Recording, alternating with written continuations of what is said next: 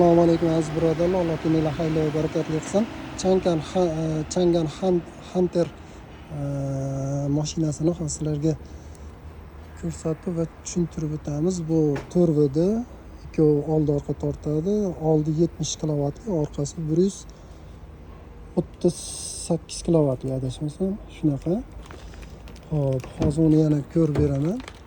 Hop, asosiysi mashinani 4VD tori differensiali borligi. Hozir shuni ko'ramiz. Mashina mana o'zi asosiy, mana shu so'rayotgan narsa, mana hozir ochib ko'rsatdim. 2H, keyin avto 4L bor. 4L bu to'rovi balon majbur tortadi. Avtoda differensial, ya'ni almashib. To'rtta balondan qaysi biriga kuch kelmaysa, o'sha aylanmaydi.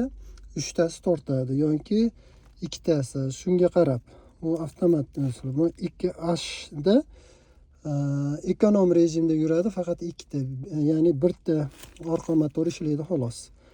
Mana shunisini motorimiz esa yonadi. Mana burchakda mana shu mana shu ishlaydi, mana ko'rinyaptimi? Mana shu hozir avtoda turibdi. Mana 2H ga o'tdi, ekonom rejimga. Avto, mana 4L.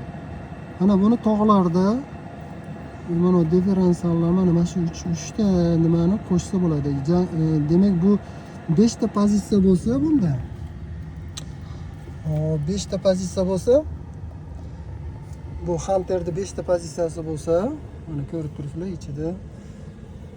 Bu 3-pozitsiyasi, 4VDni 1-pozitsiyasi. 2VD bor, bitta motorli, yakka motorli 2 ta pozitsiyasi bo'lsa, ya'ni 4VDda bu standartda.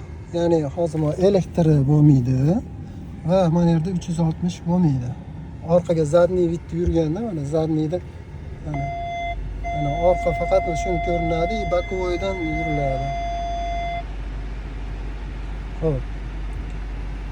Xo'p, mana bunisini sizlarga aytaman hozir aniq. Dvigatellarda nimasini aytib beraman, qarab turinglar. Masa mana 170 ga 130 ekan, mana ikkita motor. Oldi motor 70 kilovatlik. Otdi kuchiga 90 ning qancha ham bo'ladi? 130 lik, bu 230 qancha ham bo'ladi? Jam bo'lib 272. Bu 135 kilovatlik, bu zaryadga beradigan 2 объемli, mana 1.99 объем deyapti. Mana 2 turbo dvigatel, mana 135 kilo, ya'ni 185 otdi kuchiga ega dvigatel bor. Hozir mana ishlab turibdi, zaryadga beryapti. Hozir mana 14% zaryadga bu tomonda turibdi. Ko'rinyaptimi? Mana bu tomonda mana benzin bakti nimasi turibdi. Xullas, smeshinni aralashganda 1000 dan oshiqroq yuradi. Agar elektr bo'lsa, mana ko'rsatilgandek 131 ko'rsatilgan CTL bo'yicha. CTL bo'yicha menuyimiz mana Honda qaytarsa qana.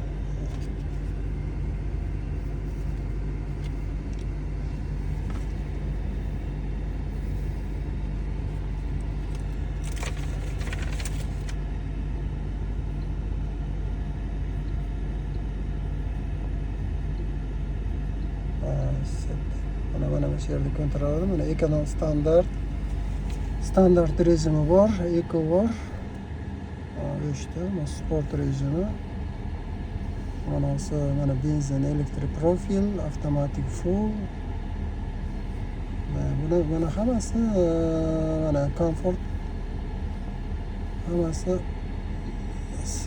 svetlardagi faralarga. Mashinani o'zi, mana hamma eshik ochilib yopilishini funksiyalari angliskiyda. Xo'p, bulari bor ekan. Men bilganimcha aytyapman. ADAS'i bor, mana HTS bor, SK bor ekan, EPB'si bor, auto holding bor, ya'ni auto holding notify. CTZ bor ekan. Mana energiyasida mana batareyka mana NDC bo'yicha 131 nimasi bo'lsa, bu CTL bo'yicha funksiya 2 xil holatini o'zgartirib qo'ysa bo'ladi.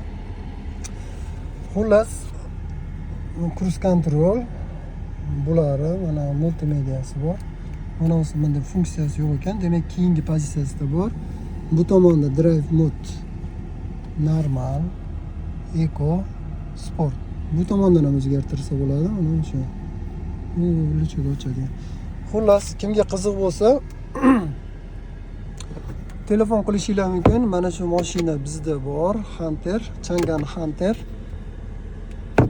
Turbada komplektatsiyasi kovrik, V12 bo'ladi, ya'ni bunaqa mashinadan to'ka olib ishlatish mumkin va o'zini zaryadchiga. Mana ko'rgan bo'lsanglar, mana mashina bagaji juda katta, 1 tonnadan oshiqroq yuk olsa bo'lsa kerak, Alloh a'lam. Bunisi komfort. Ko'rib, buni tagida shunisi bor. Hop. Mana funksiyalari shu, knopkani shu yerda joylashgan. Rulni chiqib tushishini ko'rib qo'yamiz. Demak, rul tepaga pastga bo'lar ekan, borib kelmas ekan, faqat tepa past. Demak, buni ham ko'rib bilib kelasizlar. Agar kimga qiziq bo'lsa bu mashina, olmoqchi bo'layotgan bu birodarlarimiz bo'lsa yoki akalarimiz bo'lsa, bemalol murojaat qilishingiz mumkin. Kamina Jasurbek, shu raqamga telefon qilaverasizlar. 92lik 010 69 26 ga telefon qilsanglar, men batafsil bu mashina to'g'risida sizlarga yana ma'lumot ham berib o'tiraman. Assalomu alaykum.